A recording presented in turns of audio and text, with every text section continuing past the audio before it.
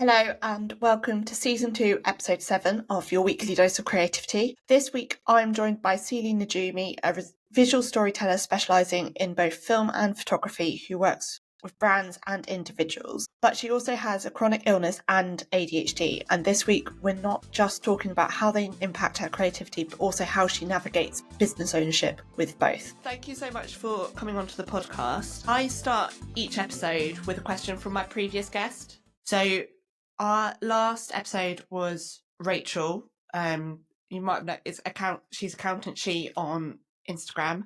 Yes. She wants to know, the first question, well, she actually gave me two. First is, what is your most recent failure? And two, what has been your biggest failure in business and what did you learn from it? Oh, that's a good one. Most recent failure. I don't know. I think I'm finding it difficult to answer because about this time last year, I started to reframe failures as just lessons. So I feel like I'm finding it hard to think of a failure because in my head I don't have any, which sounds really big-headed, but I'll explain. No, I like that. Because every choice that I make, every decision I make, I know in my heart of hearts that it will either go well and it will go my way and it will be a really positive outcome that's great for everyone, or I will learn something from it. So I haven't failed in either case. So what's your biggest lesson then? Something I'm trying to think. Yes. Something I've learned recently. So I filmed for the first time a couple of weeks ago. I filmed my first ever music video. And I learned a lot from that. So as I was editing, like on the film day, I had an assistant with me. I had good help. Band was amazing. Music was great.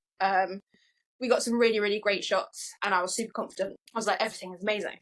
And as I started to edit it, I realised that I was missing certain shots at the beginning of the video that I wish I'd got, because I got them at the end, but I didn't get them at the beginning. So the beginning and the end of the video feel a little different than I would have liked, but I know that in post I can make it kind of work.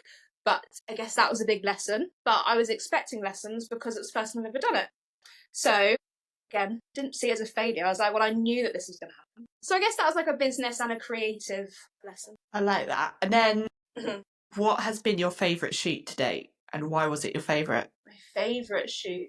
One that I had recently, I feel like I have so many favourites, but one that stands out recently was my client is a yoga facilitator, and I took them to my favourite forest, and on one side of the road there's just the most incredible forest, Stock Hill Woods, if anyone's ever been, near Wells, and on the other side is a meadow. And I captured them just being in the moss and like lying in the moss and just like loving it and really feeling it. And we made some really lovely portraits, and then they were like dancing around in the meadow and climbing trees, and it was really creative and playful and lots of movement. And we experimented with like intentional blur and motion blur and lots of like creative ways of making the images as well as what they were doing. And then it was the next day, I photographed them teaching, like facilitating a class. So we made an incredible array of like videos and photos that were captured them just being them in the forest and in the meadow, loving life, and them at work and how people were like resonating with that and really responding to their direction. And so that was like a very fulfilling project. I really enjoyed both parts of that. Yeah. And you are at Ellie's event on Friday. You talked about how you didn't quite realise just how empowering photography was until you had like your own photo shoot, and you mentioned this forest. Yeah, I took them to the same forest. Why is it, do you believe, that photography is so empowering for business owners, but also generally? Yeah. It is. I think it's the fact that you can see how someone else sees you. Like, it's that feeling of being witnessed and held in a very safe space where there is like no judgment, and it's just you being allowed to be you and having gentle direction to enable you to kind of be very present in that moment and be photographed in it. And so that's why all of my work is about making sure the experience being photographed is just as valuable as the end photos. And yeah, I was in business, I'd been a photographer, like freelance and in-house, for about 6 years by that point, doing branding for 2. Yeah. And then I had my first branding photo shoot. my first kind of shoot with a professional that wasn't like giving my camera to my partner and saying, it's all set up for you. I'm going to stand exactly here, focus this bit on the eye. Yeah. Take one photo, please. So it was someone else in charge of it all. And it was just the most amazing experience. And although I'd been offering that to my clients, like, and I knew that for them it was amazing and very transformative for their business and themselves, I just hadn't experienced it personally because I hadn't found a photographer who I was like super obsessed with yet. And yeah, it was just the most amazing experience. And for part of it, I was just like dancing around. I've always got lots of music on my shoots, so I obviously did the same for mine. And I put my favourite album on and I was like dancing around on a hill whilst being photographed. And it was like, it was just so fun. And it was so freeing and so powerful. And they aren't photos that I use very much in the business, really, as my branding. But that experience was such like a confidence building like 5 minutes of my life. I think there is something to be said, like the difference between a professional photographer and like a partner or a parent that you just handed a camera to, because I normally hate having my photo taken. Like I'm the one that jokes, oh, there's a reason why I'm behind the camera, ha ha ha. But I think I've had 3 of my own now with 2 different photographers. Yeah, how do you find them? Weird. I become so confident in front of the camera when I know it's someone who knows what they're doing. Yeah, it's different. It feels different. It feels so different. And it's like, suddenly I'm relaxing in front of the camera. I'm bringing all of my chaotic energy because there's a lot of chaotic energy to bring to it. I'm often getting told off being too hyper. But like, I just completely relax. I'm like, oh no, I can be myself. This is cool. Yeah. And I think it's like being able to unmask. And as ADHDers, we've grown up and being late diagnosed, we have both grown, well, I don't know about you. I'm just going to talk about Yeah, I do. We've kind of grown up masking, but we didn't know that we were masking. We didn't know that that's what it was called. And then we found out about it. We were like, oh, yeah, that's what I do all the time. So being around someone who is photographing you whilst you are unmasking, just being yourself, and then seeing those photos and going, oh, that's me, because I've not seen myself in that way, because I'm either masked or being photographed being masked. So you're seeing yourself as like this kind of fake you, and then all of a sudden you see yourself as the real you, and that's like just knowing that someone's seen you like that in the first place and made a great photo of it is it's very empowering. It feels very fulfilling. It is, especially when, like, I don't know about you, but I often feel like I'm kind of actively trying to continue to unmask. I got late diagnosed at 18 and been through this like whole journey, and I'm still like discovering stuff about myself that I didn't know. And I think that's always going to be a thing. But we live in a society that's constantly telling us to put the mask back on. And it's really, really disjointing. Yeah, for sure. Yeah, it's confusing sometimes to know, like, I find that difficult to know what situations, and even like online and in person, like LinkedIn, I feel like is more masked, Celie, and Instagram is like just 100%. See, I'm the opposite. Masked. I'm the complete opposite. I find LinkedIn far easier because I'm naturally far better at writing. Because I'm dyspraxic as well, and so sometimes like words to mouth don't filter through and it becomes stuttered and panicky, and then I go mute, particularly when I feel like I'm under pressure. And so, but I find writing really easy and putting thoughts to paper really easy, and so I find writing quite vulnerably on like LinkedIn or my Substack or on a blog really, really easy. But Instagram, where they're wanting you to show your face, talk on camera, all of that sort of stuff, I find really, really difficult. So like people who follow me on Instagram notice that if I post anything on Instagram stories, it's usually a picture of me, of my horse when I'm riding him, because I don't then have to show my face, but I rarely talk on stories.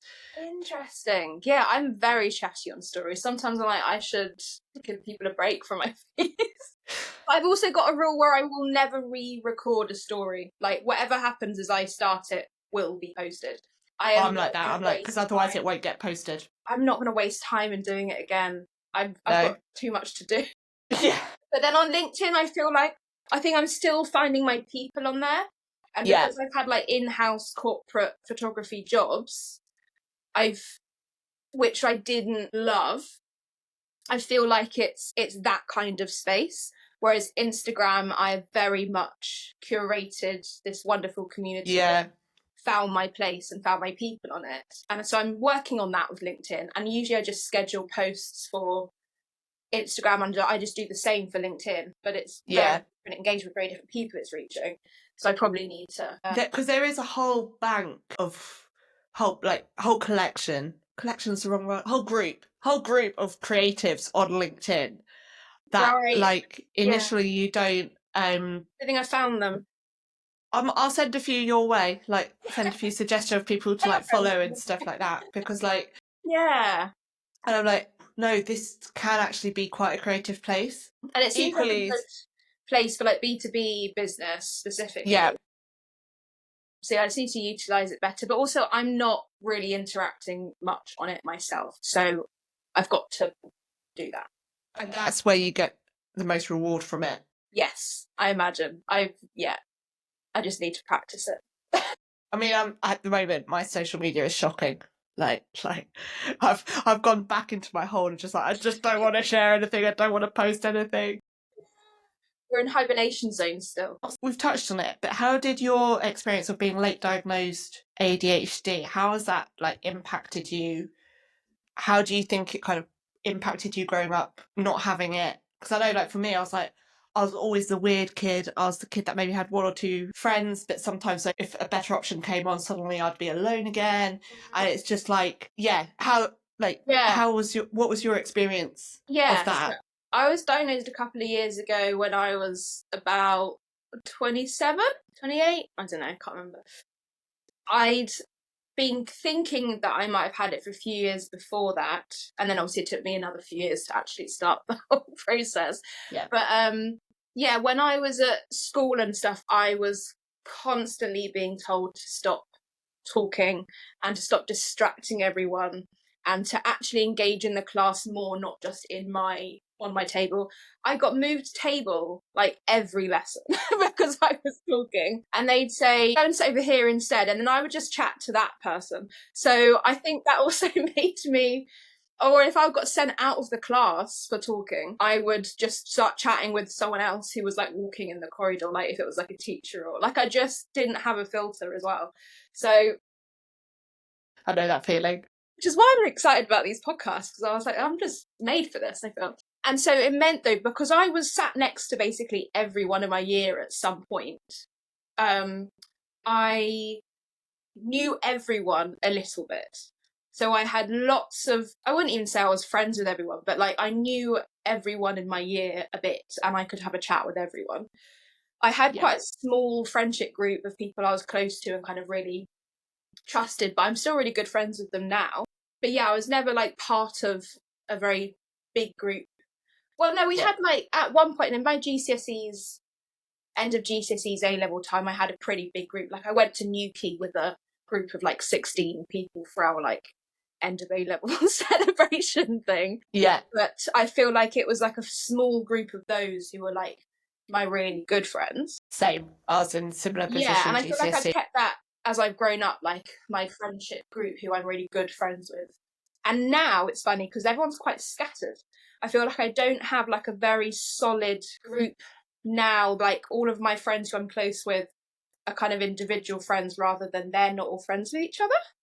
But I have had every year I have a Taskmaster themed birthday party. And so I get them all together and then they all know each other from that, which is really fun. That is really fun. There are kind of people I've picked up in all different places. Also had so many jobs and things that, you know, I collect people along the way. I feel like we're like, I don't know if it's an ADHD thing or what, but I'm very good at picking up people like as friends. Like I have, so like this bit contradictory to what I said earlier, but like I do have a group of really, really close friends, but they're all from like different walks of life that like, so like, there's some from uni, some from GCSE and sixth form. Yeah. I'm just like, none of you would know each other if you met, but like. Exactly. And like, do you think those people who you're still friends with, and like close to, do you think they're like neurodivergent? Yeah. And like people keep getting like diagnosed. They're like, Celie, I've started the assessment. I'm like, I knew it. Or so, you know, and it's like I just all these people who I've connected to really well all turn out to be neurodivergent in some way, which is just, or like we don't even know for a while. And then they're like, oh, I've got ADHD. And I'm like, oh, me too. Yeah. And I think that's really funny. Or I'm like, called it. You didn't realise you're autistic? Yeah. I was You can't go around diagnosing people. You have to wait for them to, like. I mean, but equally though, I feel like it would save psychologists and stuff a lot of time. The way they just say, right, you're coming in for your assessment, bring your 2 or 3 closest friends with you, and we'll assess them at the same time. But we do seem to like, yeah. And my dad's got the same diagnosis as me, so. But yeah, it is like, it's also so interesting how genetic ADHD is between women. It's more commonly passed between women than men in the family. Little fun fact. Interesting. Yeah, fun. But I would be 100% convinced that my nan on my dad's side has it. Like, it is that could almost guarantee as well that they would never have known. Like, our parents might have been diagnosed, but their parents never in a million years. Yeah, I had friends and they're like, oh, everyone does that. And she was like, yeah, my friend was like, oh, I found my car keys in the freezer the other day. Like, that's just normal. And I was like, that's not normal. That's a normal thing. We're the same. We're not both normal. We're both the other side. It's really funny. Yeah, unfortunately, what you think is normal because you're surrounded by people like you probably isn't. Literally. But yeah, but not everyone also needs like a diagnosis as well.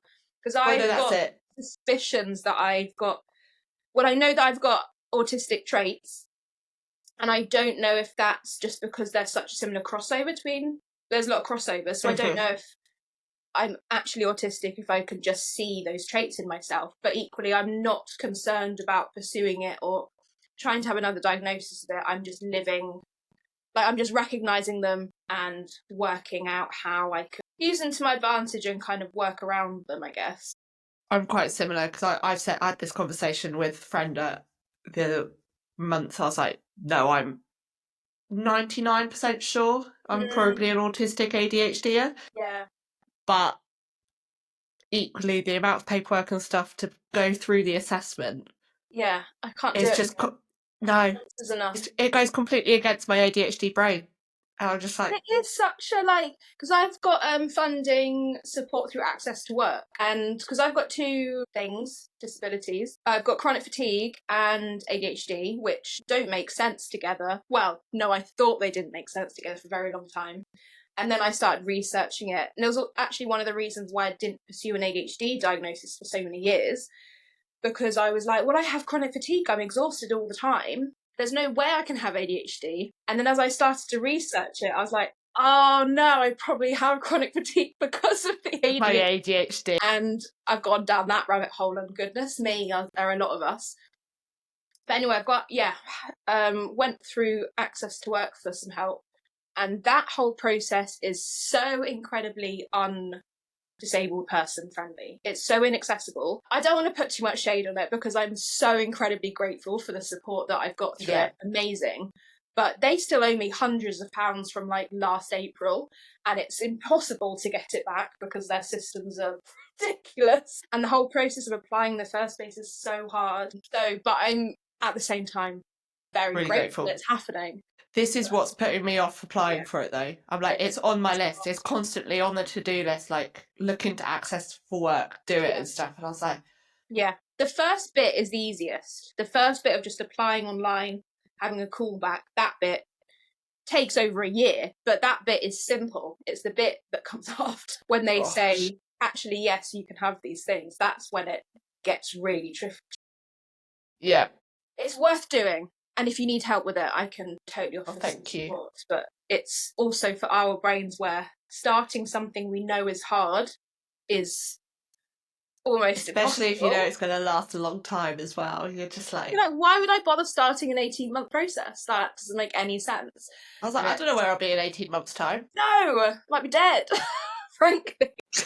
I don't know if I'll be here. What's the point? My catastrophe brain. Yeah, no, but like you don't know what will happen. I don't know what will happen. I could be injured. I could be not working because I'm injured. And this is one of the reasons I stopped doing wedding photography. Was because seeing people were trying to book me 18 months, 2 years in advance. And I was like, I physically cannot see that far ahead in order to manage that booking. Like, I just couldn't do it. I found that impossible. So now I take on amazing micro wedding commissions, and I love photographing those and kind of shorter lead times.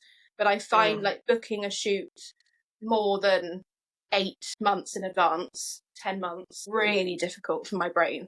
So yeah, I just maneuvered my business to avoid doing that. So linked to that then, how have you adapted your business to better work with your brain rather than against it? I have a lot of systems in place, and I have some really great support. I could not run, like, I ran my business for years on my own, for like 6-7 years completely by myself. And honestly, I'm not sure how I did it now.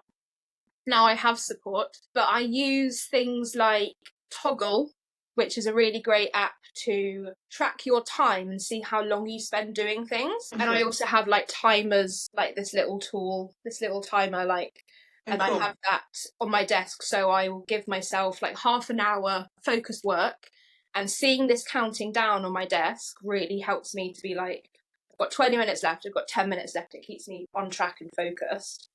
And I find that more useful than a clock. I find the countdown better than counting forward. Do you find with the countdown though, like I'll get in that space of time, I'll then get so focused in it and the alarm will go off and I was like, but I can't stop now, I need to carry on. Sometimes I do, and when I have that, I just go, okay, well, I'll just have a 2-minute break rather than a 10-minute break, and I'll stand up, shake it out, have a little like dance off with my dog, and then I'll get back to it. But I really try to, still have a break, because I know that if I do 2 hours of straight work, I can't just have a break and go back to it. Like, I will need a much longer time, so I prefer to give yourself those that way. I use Trello a lot. I'm trying to learn Notion, but for now Trello is working, and that's really good for keeping track of like marketing plans and scheduling things and planning in advance, that kind of stuff. I really gamify my tasks. So I have a task list that's on the wall, and I've written out all of my tasks that I need to do within the business, and I've written down if it's a creative or a strategic task. Sometimes it's both. And also how long it takes generally and how much energy it requires. And so I've got this list. So then sometimes, you know, when you get to your desk and you're like, I know I've got work to do, but I cannot think of a single thing that I actually have to do. Even though you've got like a list, and you're like, it's still just confusing in there. So I go to my list and I say, I think I've got half an hour in me of low energy work right now. I'm feeling pretty creative. Which of those tasks that always needs doing can I do? So I'll be like, okay, great, I'll do half an hour of editing. That's like a fairly low energy for me, creative task that I can do a bit of in half an hour. And it's like emails or writing a newsletter or, you know, all the different things. I find that useful. And another thing I like gamify is using a controller for culling. So I just go, I've seen a few people do that, and I've really not yet good. got. It's great. Best £50 I've spent in my business. Best investment I've ever made. And it makes it so much quicker, and also it turns it into like a fun game. See, I do that with like my countdowns. I use the Forest app. Forest app, I've heard of that. And you grow trees for every half hour of work you do. No. Yes. That's amazing. Yes, and then, but like, as well, like, I think it's like each time you grow a tree, you earn coins. But if you go on your phone whilst you're trying to do that task, you kill off the tree. So you have to stay working, because otherwise you accidentally kill the virtual tree. Once you've earned coins, you can either use it to buy different types of trees to grow, or you can save them up and donate them to the charity that founded it, which then grow trees in real life. So it's just called Forest? Yeah.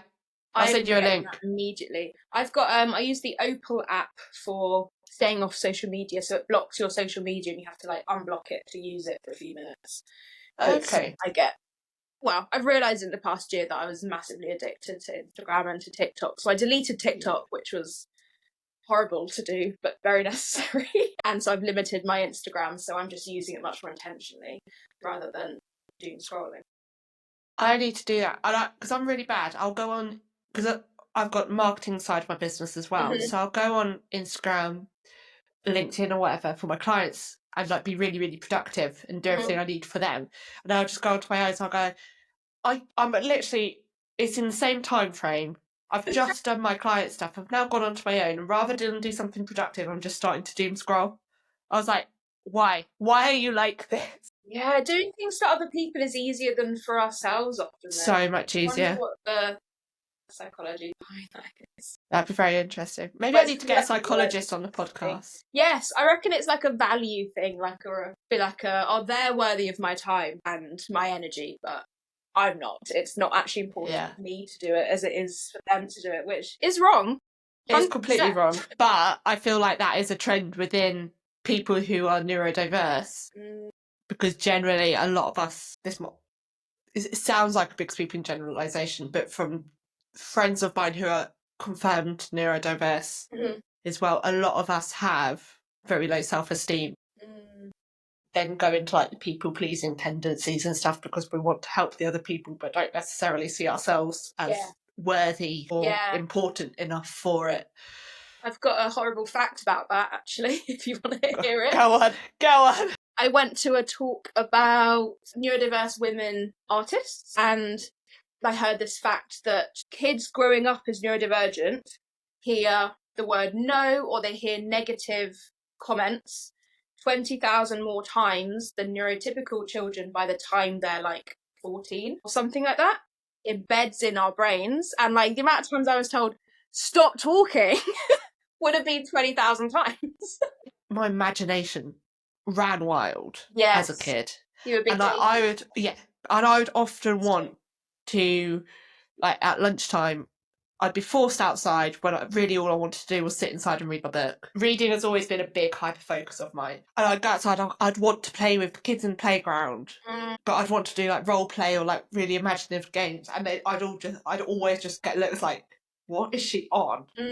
Like, do you know what like primary school stuff like that? 100%. Yeah, and people just like it's just not getting it. People just not getting it. And then, that really affects you. And you think, well, no one gets it. And that's lonely. That's a lonely thing to feel. Unless you're very lucky to have. And I think also, like, because I had people who did get it, and I was very good friends with, but there weren't that many of them. And I saw that other people had more of those kind of friendships and relationships. So even though you have them, it still feels like you have them wrong. Less. Yeah. Or you know that your friends have a lot more friends than you do, even though like you're not friends with them. Yeah. You know what I mean? But then you're like, you think all of that. And actually it doesn't matter, it's not important, but you're like internalizing it. So you're like, what does this mean? I like even something as simple as like you're like when you get brought into a bigger group of friends by a close friend, you still almost feel like you're on the outside looking in. Yeah. Because you can't quite figure out the dynamics of the group to get into the group because you're afraid to be. Yeah. You're a context person. I feel like I need context for everything. And when you're in certain social situations where everyone else knows the context and you don't, I find it hard to figure it out, maybe. And like. Yeah, it's quite jarring because you're just like, you're just like, I don't quite know how to navigate this because I don't know the context of it. Talking about that, I wonder why. That's why in my work, my signature offer is the brand story experience, which is like a very in-depth, transformational self-discovery journey of a photo shoot. And we work together for a long time before the shoot to like design, the most amazing photo shoot that really talks about who you are, how you want to express yourself. And I wonder if I do that and I work so closely with people to make that happen and make it all make sense and contextualize everything, because I find it hard to know the context sometimes without all that information. So I work really hard to make sure I have it all. And so that is like expressed through the visuals very clearly and very creatively and collaboratively. But I think that's why it is. I think we've just figured that out. And I'm a bit like thinking of it as well. Some of my favourite shoots are like I do the odd families and the odd family shoot and stuff like that. But my favourite family shoots, for example, are the families where there's one family I photographed from maternity, so she's not even had baby yet. Had first, then we had photo shoot with first baby and bump. Yeah. And then now it's like they're talking. Oh no, before that we had first baby at 1 year old. Then we had first baby with second child as bump. And the other day I bumped into them and they're like, we need to book the next shoot with both kids. That's because so like, nice. And the dog's getting older. Exactly. I love that sort of stuff. And then there's other forms of portrait photography that I've switched off from because I almost can't see the point in it because it's not emotional enough. There's some bits of portrait photography where I'm just like, for example, the equine portraits. I love horses. I love documenting them, but there's sometimes with certain people, I will get a vibe where I'm just like, no, I may turn this down because actually it's from a vanity thing, not a genuine emotional connection thing. Yeah, there isn't enough meaning behind it that you're bringing out. Yeah, I get that. How are you with saying no to work? Are you quite good at it? Is it something that you've learned? Or like, how do you distinguish what jobs you really want and what ones you're getting flags from or just don't vibe with you? Not great. A learning. It's a learning curve. I'm better than I was. Yes. I've got a friend the other day who messaged me about something work related, and she was like, I know it's a weekend, like you're on holiday and blah blah blah. I was like, if I didn't want to talk about it now, I would have said no. She was like, I forgot you're learning to say no. I love that they're so aware and supportive. She is. She's also the one that kicks my ass into gear and goes, Beth, you're being ridiculous, just get on with it. Like, she's one of those friends. She gives me the hard truths when I need her to, but it's like the most supportive. Love that. How do you think your ADHD then has impacted your creativity? I've always been super creative. Like, as a kid, I was drawing on the walls, and like, if I didn't have paper, just, go on the walls. Bet you drove your parents wild. My mum tried to homeschool me. She was a qualified teacher. Both my parents met at teacher training college. I was homeschooled for a bit. Then I went to school, and I wonder why. And my mum's parents, both artists. My dad worked in museums as a curator. He didn't get on with teaching in the end. So I've always, my mum is very creative and taught family art workshops and things. So yeah, I've always been surrounded by that. But actually I was going to pursue a career in zoology. I was going to be like a dog trainer or like an animal behaviourist or like a researcher. That was my path that I was going to do. And then, so I was doing photography on the side and then decided actually I want that to be my main thing. And my parents were like, okay, that's a quick turnaround. And I was like, yeah, just felt right.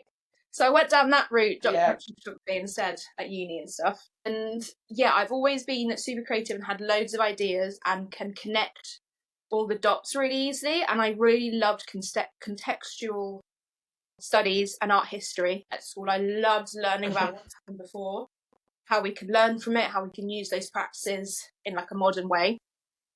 And at uni, I think my biggest problem was that I wanted to do everything all the time. This was my problem. And like my final major project, you're meant to create a body of work and write about it in your dissertation. It's meant to be about the same thing, right? Because that's easy. Yeah. My dissertation and my body of work that I created were two completely different subjects because I liked them both and I couldn't choose. So I just did them both. And my tutors were like, that's literally double the amount of work. And I was like, yeah, but I'm going to do it. And they were like, cool. Why did no one think there might be something going on in her brain? She's doing like double the work of everyone else because she's so into everything and no one... Yeah. But they're not trained to recognise it, I get that, but it's still a bit annoying. So after uni, I developed chronic fatigue, obviously. Funny that. Weird. So weird.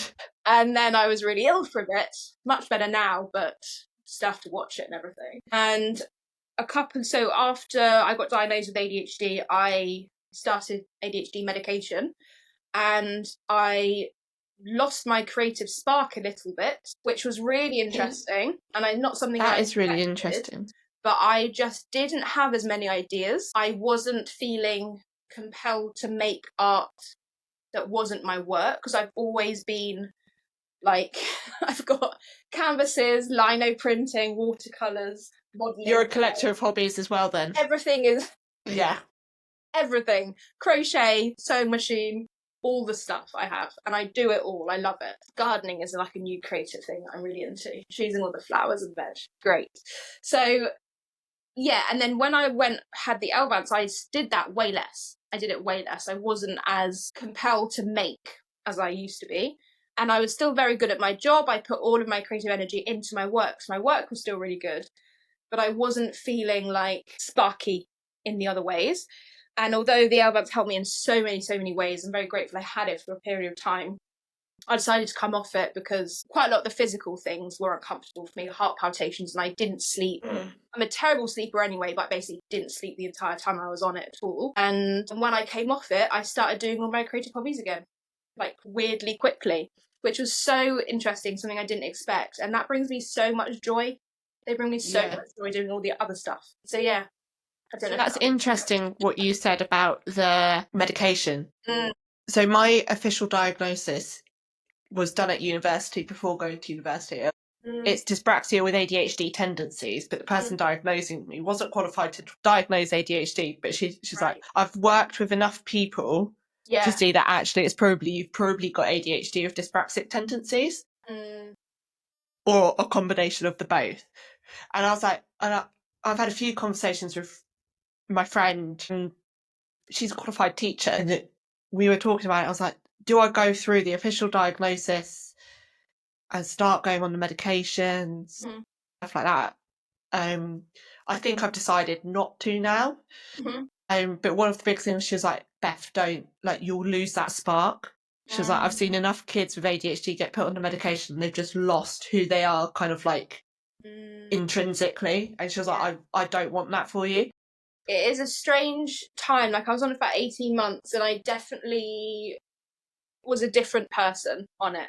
I was a flatter version of myself. I didn't experience the lows as much, which you can argue is an excellent thing to not. Like, I definitely did. The lows are the worst. The lows are bad. So I didn't feel that as intensely. Great. Love that for me. But I also didn't feel the highs as much. I didn't smile as much. I wasn't physically laughing as much. I could feel it in myself. I didn't get that excited about things. Like, I was just a bit of a flatter version of myself. But I was incredibly productive. I started going to the gym. I ate more healthily, even though it really ruined my appetite and I didn't cook any exciting meals at all because I didn't care about it. But like, there were lots of things that were positive, but after a while I was just like, the cons are outweighing the pros. And I've also, because I was on it, I learned some habits which I'm still like, I could develop a habit on it, which I'd never been able to do before. So I've now kind of got that muscle memory of, I know what it's like to do that. And although it is harder without it, I know that I can do it and I know how it works now, because I think that's one of the things that when I first started thinking about ADHD and I was saying to my partner, like, we were talking about having a shower or something, and I was like, God, I really need to have a shower, but like, I'm so tired and there's just like so many parts of it and I just can't bring myself to do it. And he was like, well, what do you mean? You just like get in the shower? And I was like, no, you don't. What are you talking about? And he's like, no, you just have a shower. And I was like, no, Jerry, there are 25 steps to having a shower. And I don't want to do any of those because they're overwhelming for me. And I can't, my brain isn't capable of doing any of those steps. He was like, no, it's one step. It's have a shower. And I was like, wow, like our brains are so different. So different. And I was like, I wonder why my brain is not thinking of it as one step. Turns out it's ADHD. See, I had to develop it into being like habit as part of my bedtime routine. I have a shower before bed, and that is my bedtime routine. Stacking. Yes. Habit stacking. After I've had the shower, I'm cleaning my teeth. Yes. Like. Yeah, I have like certain days that I do it. So I have certain gym days. It's making it like into a, what's the word? Like a process, like a system that you then try your hardest to follow that system because other things that are important are tied to it. So it's like things that you have to do and things that you want to do are all part of the same group of tasks. And if you clump them together, there's less to think about. But doing that isn't just like, oh yeah, I've done it now, I've sorted it out. And equally, sticking to that and starting to put them together is exhausting within itself. It is. Yeah. Yeah. Woo! do. But you know what? It's so funny that in my work, like, I find it so much easier to manage my business and my work and do all of that than it is to manage my personal life. My personal life is so much more scattered than my business. My workflows, my backup systems, my like how quickly I can do tasks efficiently but also very well is so different than like washing up. Or I find it.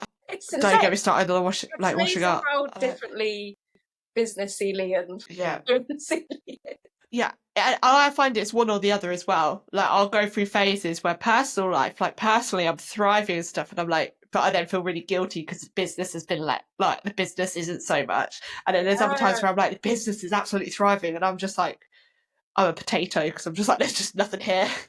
Getting that balance is like a lifelong process, because also sometimes you can get the balance for a bit and you're like nailing it, and then the next week you're like, neither are working. Yeah, and again, it's like having these conversations. It's like we said before we started recording, I was like, people who say like ADHD and neurodivergence and stuff is a superpower clearly never actually experienced having ADHD or any form of neurodivergence. But like we were saying as well, that even if they have ADHD, the way that we experience it is so different. Like we can have, I feel like we've had a lot in common today. We've had a lot in common. I'm sure there's ways that I work and ways that you work that wouldn't work for the other one. It's just I can't shower in the evening. It has to be a morning thing. Yeah, see, no, it feels wrong if I shower in the morning. No, see, I'm kind of like dry before I go to bed, and my hair takes hours and hours to dry. So it's like it's a sensitivity thing. Yeah. So yeah, there's so many like ways in which our brains are so different, and also because neurodivergent people often have crossovers between multiple. So then that is going to make our brains work and comprehend our environment in a very different way than each other. And I think that's so beautiful. That's amazing. But calling it a superpower, I feel, is quite...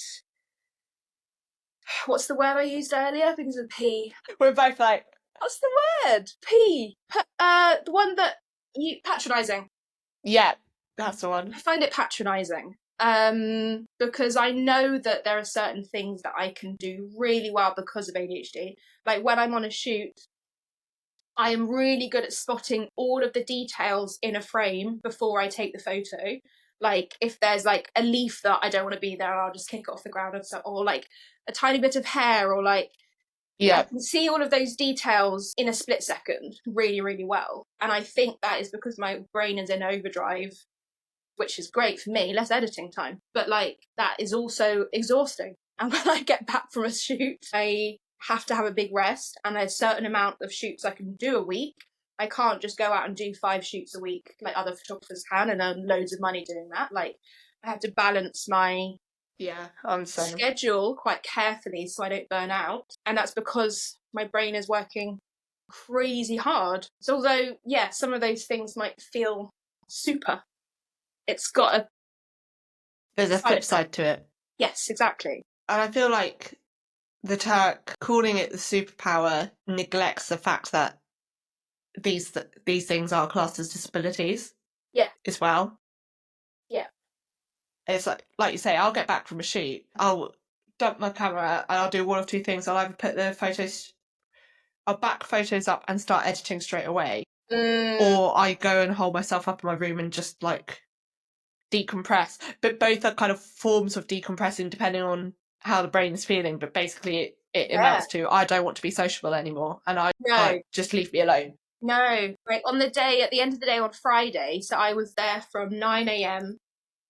My talk was 5th, so I was just in an anxious, excited state for the first 2 hours of the day. Did my shoot, did my talk, used loads of energy. Had to then wind down after it because my adrenaline had kind of worn off. And I then had really quick lunch, and I'm with people all this time as well. Mm-hmm. And then I did 4 more hours I did like 3 hours of shooting after that. And then I was invited to go and get donuts and hang out with my friends who I love and I've not seen for a while. So I was really excited about it. By the time we'd bought the donuts, I was exhausted, and I was like, guys, my social battery is completely depleted. I've got to go home. I've got to go back to my friends now. And it's like 5 or 6 o'clock by this point. And I was just exhausted, and I was like, if I was with any other group of people, I might think, oh, I've got to hang around because I said that I would. But then with these friends, I was like, and I knew that it would be okay. And they all said, yeah, totally get it. You've worked so hard today. Loved your talk. The photos look fantastic. Totally get it. See you later. And it was really nice to like be really heard in that moment, and that they didn't mind. But I was just like, I wanted to hang out with them. I physically couldn't. My social battery, I was like, people were talking to me and I couldn't hear what they were saying. Like, it just, they'd ask me questions, I'd be like, I don't know what you said. Lost the plot completely. I have some friends now who, like, if I've had it, because I've got friends who live in Gloucester, and I'm in Cambridge, so I'll quite often, I'll arrange shoots or whatever in Gloucester to basically pay for me to go over to then spend a few days with friends. Yeah. And like, I'll arrange to meet a friend, and I've got some friends now that I'll go, Beth, you've been working all day and you're trying to fit in a meeting with us to meet in the evening. Like, don't be stupid. You won't be, like, you'll be exhausted. Like, just arrange to meet up with us in the morning. Have people that get it. Yeah. Yeah. And sometimes it's like, sometimes you can really push through it, but you know that there's going to be a negative outcome after it. But it also, I feel like it also depends on the type of shoot and how long it is and who it's with. Yes, for sure. Like, I'm much better one-on-one than I am in groups. I find it easier to interact one-on-one. And I like working with one person for a long time, which is why I've worked my offers around how I prefer to work and how I'm really good at communicating. I like having a few clients on at a time who I'm working with for a while. I did when I was doing lots of mini sessions and lots of smaller shoots. I might have like 18 clients on the go at once, and I found that really stressful. So I've created a business in which I have less people who I'm looking after at once, because then I can devote more attention and more time and more care to them, and they have more of my brain power, frankly. Yeah, and do you find as well, like, I do my better shoots when I've really got to know the person I'm photographing, and I can't do that if I've got loads of people on the books. No, I love that. I love doing that as well. I find that the photos are so much more intimate and like trusting, and you can just really express someone's values, and like, that doesn't make sense stuff. No, like how they do things, not just what they're doing. How they're doing it, and you can express that so much better when you're not thinking about how 20 people do their different things. Yeah. Do you know what I mean? So, yeah, and I think, and they then become so much happier with the images as well, which is always like the end goal. You want the happy clients, right? Like, exactly. They're the hero. We're supporting them to be like their heroes, and I love that. And in the air of then supporting them, what would your top tips be for someone, they've had their shoot and they're like, I now need to use these images, right? I've just paid for the photos. How do you encourage them to show up more authentically online for the benefit of their business? As in, like, how to what would your top tips be? Or just... So, in a technical sense, I would have an album on your phone with all of your favourite photos from the shoot. And it might be an album that is categorised into portrait pictures, lifestyle pictures, stock pictures, action pictures, or it might be categorised by scene, or it might just be all of them in one place, and then you can delve into them whenever you want to use them, because they're just straight from your phone. And also have an album on your computer like that. Categorised, I find, is really useful if you're like, oh, I need a headshot, or I need to show a picture of me teaching my class, you know where it is really quickly. More personally, I would think about also kind of knowing that you don't only ever have to use those photos again. Like, you now have amazing brand photos. Yippee, that's so exciting. It doesn't mean you can't post a phone photo or a holiday picture or use that ever again. You can use them alongside each other. And anyone says that you can't, or they say you can only ever use these brand pictures from this gallery that I've made you, I don't think they're understanding you as a human. Yeah. And that you are going to go on holiday and you're going to want to show that. Great. Love that. Like, and also someone else might take a photo that's really expressing how you want to present yourself at that time. Excellent. Use them all. As social media is leaning towards more of those candid, relaxed, personable images, which are the kind of thing that I really like making anyway, but more of that UCG user-generated content, UGC. You can use both in one space. That's great. Love that. I think when you're using pictures on your website, on your newsletter, on your blog posts, that is the time to really focus on the brand photos. Yeah. But on social media, use a mix. Love that for you. Especially as like on social media now, chances are people aren't really going to your feed to scroll through your feed. No one goes in your grid except you. Well, no, they might be. That much probably isn't a very No, good but statement. even then, But they're not going on it as much as you are. 100%. And chances are they will go to your grid, click follow. If they want to see more of your stuff, they'll see more of the odd posts, but never side by side with the others. And after they've seen however many touch points it is now that you need to have, like, it's like something ridiculous, like between 18 and 20 times now someone needs to see your content before they'll buy from you, rather than 7 times it used to be. Like, it's gone up quite a lot. I'm unsure about like investing, I guess. Yeah. Wow. And like after they've seen that many, if they're going to your profile, it's to click the link in your bio. It's not to scroll through your feed. Or your pinned posts. Pinned posts are really good. So I'd say, have like a really good curated selection of your brand photos that show what you do, how you do it, and who you are. They are 3 ideal pin posts to have. And then after that, you don't need to. You can, if you want to, curate an especially beautiful, planned out Instagram feed, but you don't have to. And I think that if you're struggling in putting yourself out there anyway, take as many rules away about how to do that as you can. If you're saying that every other post has to be written or has to have text on it or has to be this colour, then that's just giving yourself barriers, and actually that isn't very useful. And it takes away the fun of it. It does. It's meant to be fun. It's meant to be a good way to build connection points with people, and you're not going to do that if you're not actually putting yourself out there to connect. But scheduling posts is really good as well. It makes it less. Yeah. Then you're not sitting there thinking, okay, I'm going to post this, and then you're waiting for stuff to happen. Often my posts will go out when I'm at Sainsbury's or I'm on a shoot or something like that. And then I'm way less connected and concerned to how well they're doing because I'm not actually posting it. Also, it gives you so much time back if you just schedule things weeks in advance. Yeah. And also, like, having fun with the content, whether that be you've had fun having the brand photos created, you're having fun putting them together into a post, whatever it is. The more fun you have, the more you're showing yourself in that, the more you're attracting the people that want to work with you. 100%. Because if you're not having fun, it's going to turn people off. Yeah. And also, like, just remembering that social media is not the be-all and end-all of it. Like, if you really don't want to use it, there are lots of other ways you can market your business. You can use your photos for, like, physical posters and flyers. People are in all the cafes in your town, or they're in, like, the mums and baby groups, or they're in the leisure centre, or, like, you've got to think about where your people are and where you can meet them.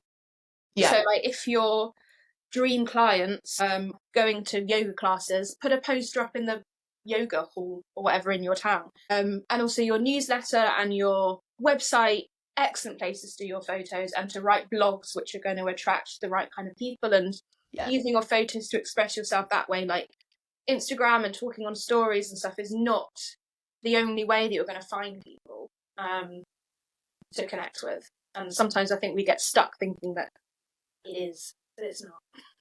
It's like they were saying on Friday, in Alice said in her talk, how so often we associate working on Instagram as being our business, but actually there's so many other parts to our business. Yeah, we're way more than a one page, one profile. Yeah. And look, reality is that one page, one profile probably doesn't do you justice. No, and like, I try. No matter how hard you try, like. Yeah, I really try not to spend a huge amount of time making content for Instagram. Usually my content on Instagram is taken from a blog or a newsletter that I've written, like long form. A small Saves part so much time. That. Yeah, because you just throw it away. Like, it's like you just post it and then it's gone in a couple of days. Whereas if you put it on, all of that information on a blog post, which you then put it on a Pinterest board, and then it's giving driving traffic from Pinterest to your website, and then you can post a snippet, put it in your Instagram, like, and then everything is coming back to your website. It's not just this really valuable, amazing information that you have, and you're just going this way, like, kind of how it feels sometimes. But saying that, I love Instagram. I've got a really difficult relationship with it because I love it. I think it's an amazing way to connect with people, to see people's art, to do all of that. But I'm trying to get more into Substack and focus on my newsletter and my blogs more. I'm loving Substack at the moment. Yeah, so good. What do you like about it? What's your jam? It just feels so much more community driven. I think people posting on Instagram, and again, this is a slightly sweeping generalisation because there's a lot of people who don't, but for the most part, it very much feels like people are there to grow followers. They're not there to actually like connect with people.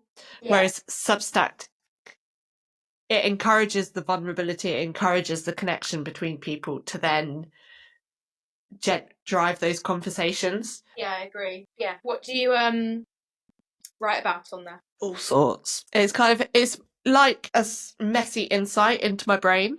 Like, I find it it's like almost like my own version of therapy. Love that. Like, so I did, there was the trend of like, I met my younger self for a coffee. So like, I wrote a longer post on that. Love that. I've done like, I'm nearly 28. I'm not afraid to admit that. Blah, blah, blah, blah. Yes, so taking that more long form. Yeah. But yeah, so it's like, it's much more personal. It's like not really a business decision. No, really. I see mine as work adjacent. Yes. As it's like, I don't really share photos on there. I talk about being a creative entrepreneur, but I'm not like trying to sell myself or market my work. It's it's just sharing the person behind, well, not even person behind the business, just a person, just a human being. And I happen to have a business, but that's not what I like that way of phrasing it. This is about. Yeah, I'm also trying to do that of like events that I go to. I feel like for the past few years, I've gone to events thinking, like, I've gone to events as Celie the photographer. And so now I'm going to events as, I'm Celie. Oh yeah, I do photography. Like, I have a photography business, but that's not, I'm not there representing that. I'm just there representing me. And that has made networking and just going to events in general, like on my own, things that are like pottery classes or art classes or walking groups, way more enjoyable. Yeah, there's me. I feel like it's very, very easy to hide behind the business. It is. And a lot of us as entrepreneurs, not just creative entrepreneurs, but entrepreneurs in general, I think this is more a women thing than a man thing, is that we associate a lot of our self-worth with the success of our business. Preach. Yep, been there. I'm there. Yeah, and like I say, granted, I don't know a huge amount of male entrepreneurs, particularly male creative entrepreneurs. Like, I seem to have just surrounded myself with other fantastic women. Yeah. No. But a lot of us are like in the same boat from conversations we've had. And again, this might be Instagram, LinkedIn, or whatever, showing the highlight reels, but you don't often see that from the men. And they don't often talk about it, yet you will see women talking about it online. So I'm like, is it a man thing and men don't really feel that connection between the two? Or is it the toxic masculinity that they're almost afraid to say that they do? I wonder. Yeah, how do you find out that as well? How do you know which one it is if they just not talk about it or not experiencing it, if they're not prepared to talk about it? Yeah. Yeah, I'm certainly not going to ask them. So. No, I totally resonate that. Last year I had ADHD business owner nervous system regulation coaching. That's a mouthful. That was how specific it was. My brain today. And it was amazing. It was such a game changer. Like, I really learned to distinguish myself from my business, and I started calling the fee, like, it's the fee. It's not my fee, it's the fee. And like, it's not attached to me. And it really helped with like the RSD, rejection sensitivity, dysphoria. It helps with that so much, like the whole evidence-based thing of they've rejected this quote because it's too expensive. That isn't because I'm not worth that money. It's because they can't afford it doesn't to pay fit in it, their budget. or they aren't prepared to invest in this right now, or like there's so many reasons for it aside from it's because they hate me and they think I'm not worth it, which is the only thing that I would ever go to. And I would be upset for days. I'd cry about things, people not accepting my quotes or not wanting to work with me. And then I had this coaching, and now I'm like, oh, well, wish you the best of luck with whatever you do go with. I understand that like people are not always going to be 100% aligned, and I've taken that off my back. And gosh, do I feel lighter. But it also boosts your confidence so much more around like being prepared to pitch for quotes and stuff, like pitch your quotes to people and stuff, because like otherwise you'll just be like, I don't really want, or you'll lowball yourself in the hopes that you'll still get it. Yeah, knowing what you're worthy of and what your value is. And also this is why I toggle, going back to the toggle tracker. Yeah. One of the reasons I do that is so I can keep track of my time pretty well. I'm not amazing at it. I don't do it all the time. I try and do it as much as I can. ADHD habit building. It's not as perfect. But I generally know I've got a 2-year average of how long I spend on each of my different packages, so I can price them in a way that reflects the real value and the time I'm putting in. Because obviously we know it's not just a time-based thing, it's all of my experience and expertise and skills and everything that I put into it on top of the time. Having the time as a basis of average of 20 hours goes into a 4-hour photo shoot. You can charge it way more confidently, price it with much more confidence, because you know exactly actually over the last 2 years I have put that much time into that one shoot. That really helps. Do you use any tools to like help reduce the time for like editing and stuff like that? Yes, I've got a Wacom tablet, which I won't get out because it's hidden away, which is really useful, and it hugely helps with my, again, like tired wrists and hands. I'm hypermobile, classic very common ADHD thing. Yeah. I'm often wearing like a knee brace on a shoot and I turn up like I've just done a marathon or something. But it's like just in case it's... No, I just might hyperextend my knee. Sorry, guys. Like it just might pop out, so I'm just going to protect it just in case. So yeah, I've got a Wacom tablet. That's super helpful for editing. I've also got a loop deck for editing film on Premiere Pro. I don't really like it for Lightroom that much. With Premiere Pro, it's very useful. And yeah, I've got my little Nimbus. So I have some good little tools. Yeah.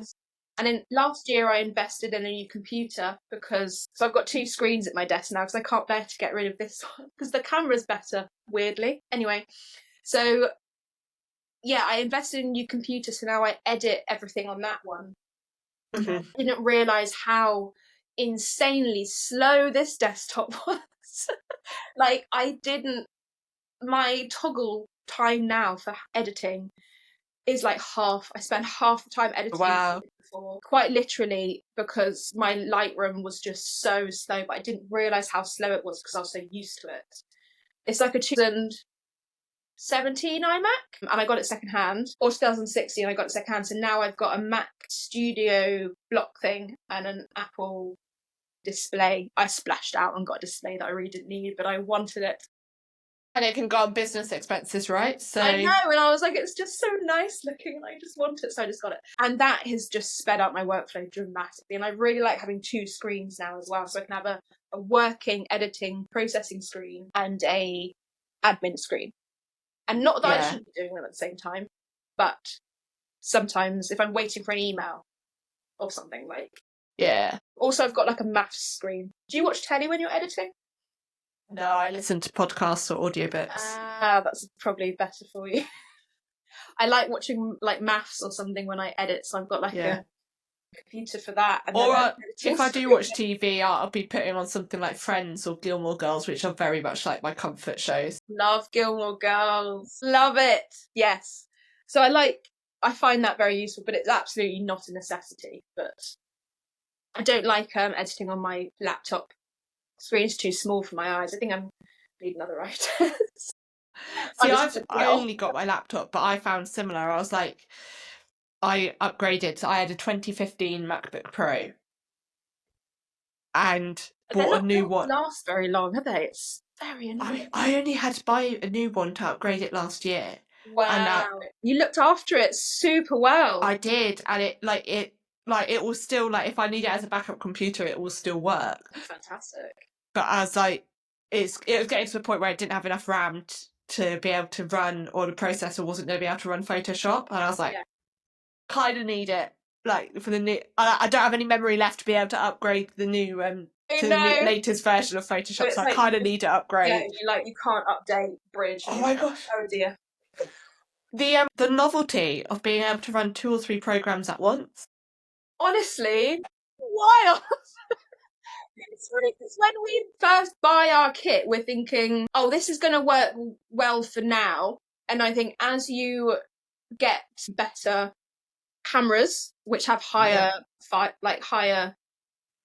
sizes, like bigger file sizes, yeah, exactly. And then you'll want to run Premiere and Lightroom because you're switching into or Adobe or Bridge or something. Yeah, like you just, as you get more professional, I guess, you need to update it. And yeah, when you're first getting kit, you just don't think about that as much. Also, it's like a budget thing, isn't it? Like, as you start to be able to save better and have more finances coming in, more can go out.